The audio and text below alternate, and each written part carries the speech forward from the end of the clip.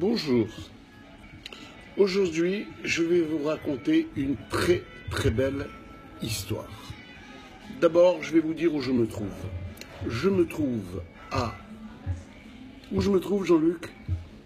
Comment il s'appelle la ville là?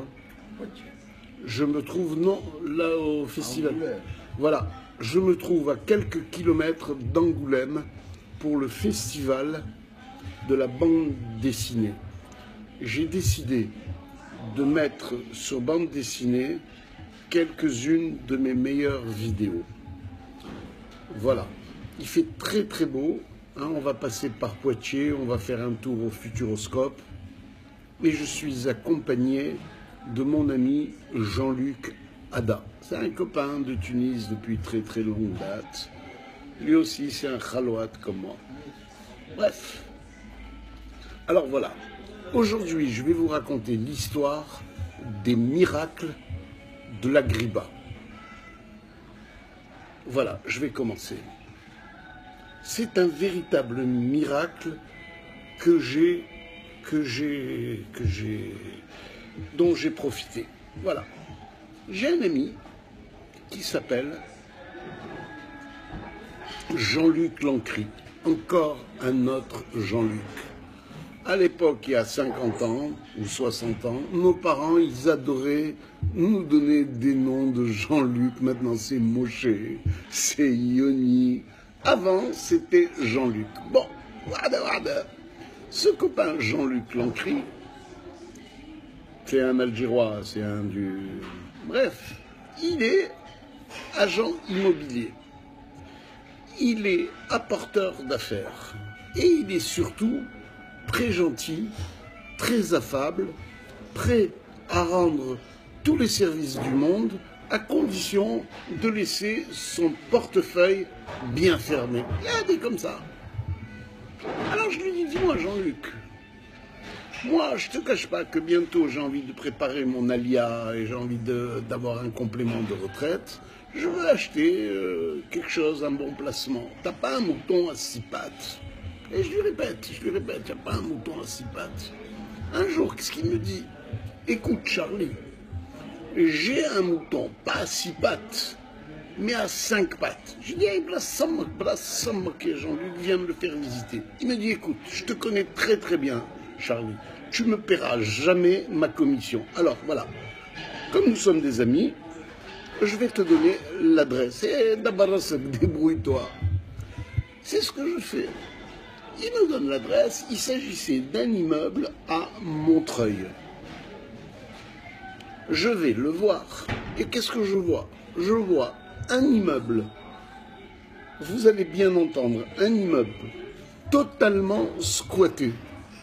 Des noirs, des trucs, une odeur nauséabonde, tout ça.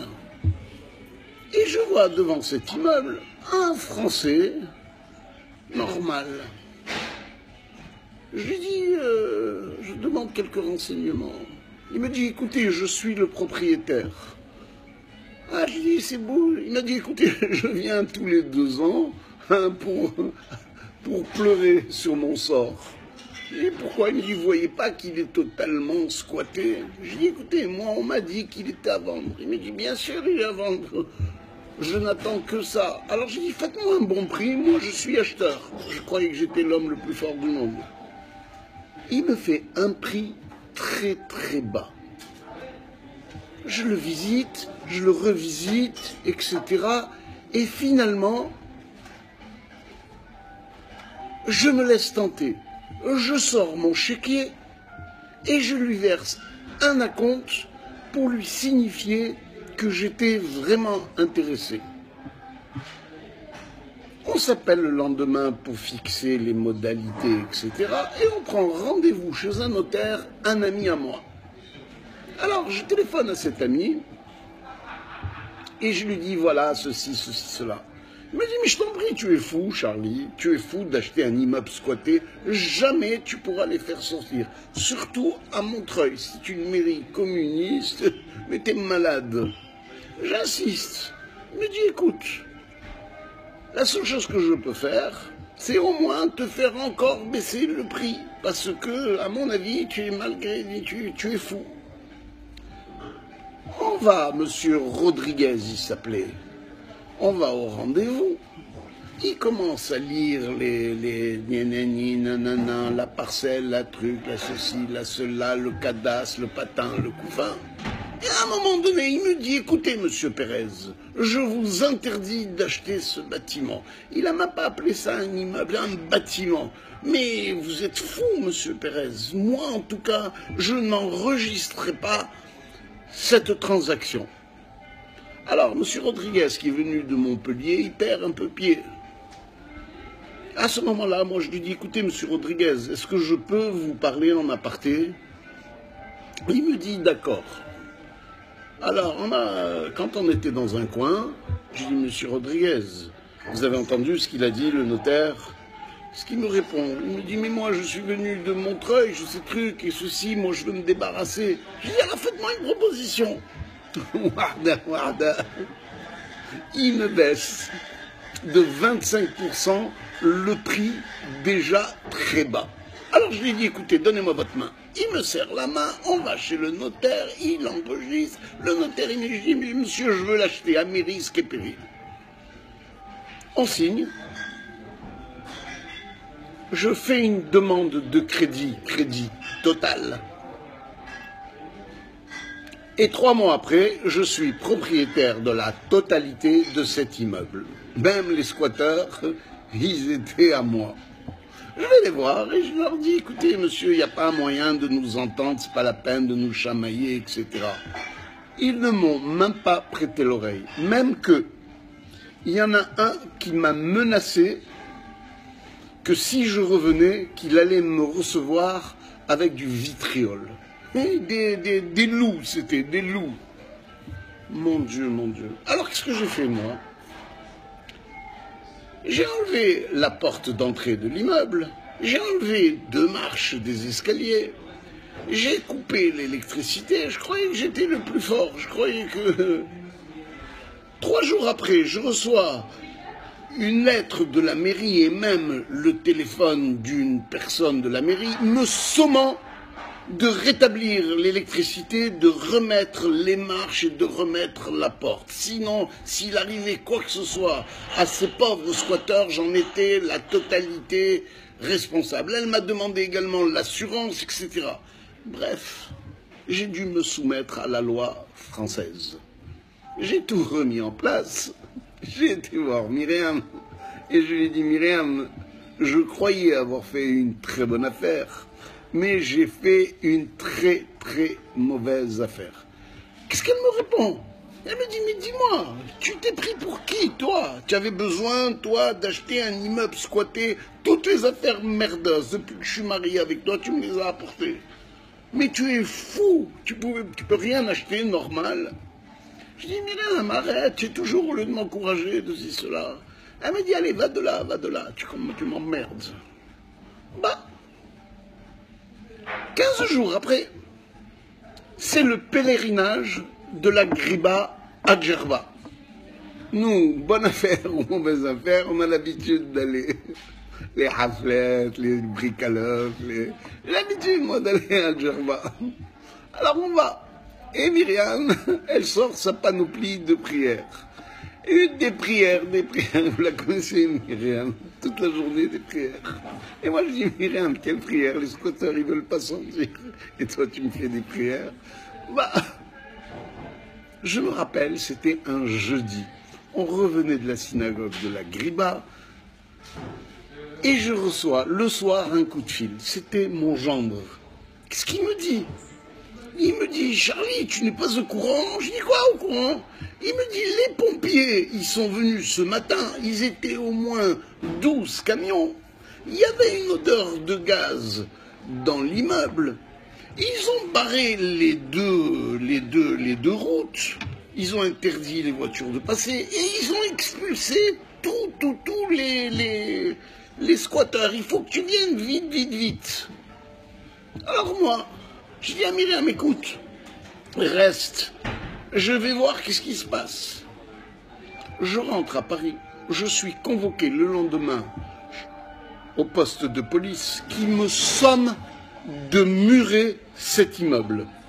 Sinon, j'étais responsable de la vie des squatteurs. Alors moi, c'était la plus belle des nouvelles.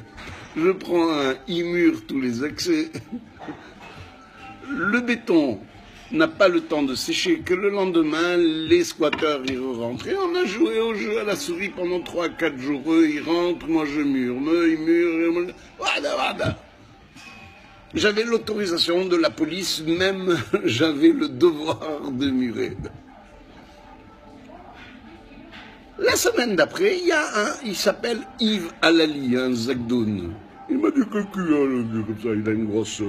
Il m'a dit, écoute, je vais te régler ton problème. Qu'est-ce qu'il fait? Il m'emmène 2 bennes et il me vide l'immeuble de tous les sanitaires, les cuisines, les portes. Et je me dis, il a tout jeté. 1 n'a pas suffi, 2 n'a pas suffi, 3 n'a pas suffi. Il m'a emmené 7 bennes et au bout de la 7e benne, je vais vous confier quelque chose. Mon immeuble était aussi vierge que la Vierge Marie. Il était nickel. Il n'y avait plus de squatteurs, il n'y avait plus personne et personne ne pouvait y entrer.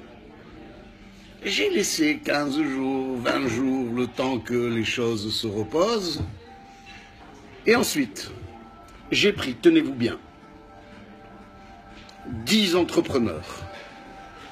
J'ai confié la rénovation à chacun des entrepreneurs, en leur disant que dans 2 mois, je voulais que tout soit fini.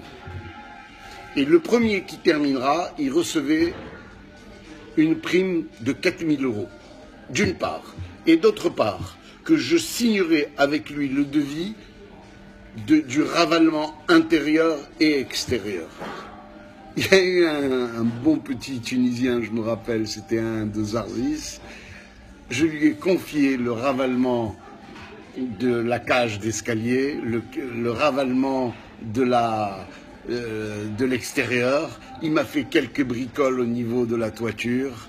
Et je ne vous cache pas qu'au bout de 3 mois, 4 mois maximum, mon immeuble était flambant neuf. Je l'ai loué. Mes locataires ont toujours payé leur loyer et une des raisons pour laquelle je fais cette vidéo, dans 6 mois, si Dieu veut, Kadosh Baruch Hu, il m'écoute, j'aurai fini de payer la dernière échéance, je vous assure, j'ai rien payé dans cet immeuble, c'est les locataires qui ont tout payé. Et moi, dans quelques mois, je vais avoir la totalité de mon immeuble, je vais faire quelques ravalements, quelques petits travaux de rénovation, et voilà, ça me permet de vivre à Netanya, tranquille. Grâce à qui? Grâce à Myriam, la tzadikette. Elle m'a sauvé, elle me sauvera toujours. Alors voilà, c'est la fin de cette vidéo. Vous allez me dire quelques petits commentaires. Vous savez très bien que j'aime pas les j'aime.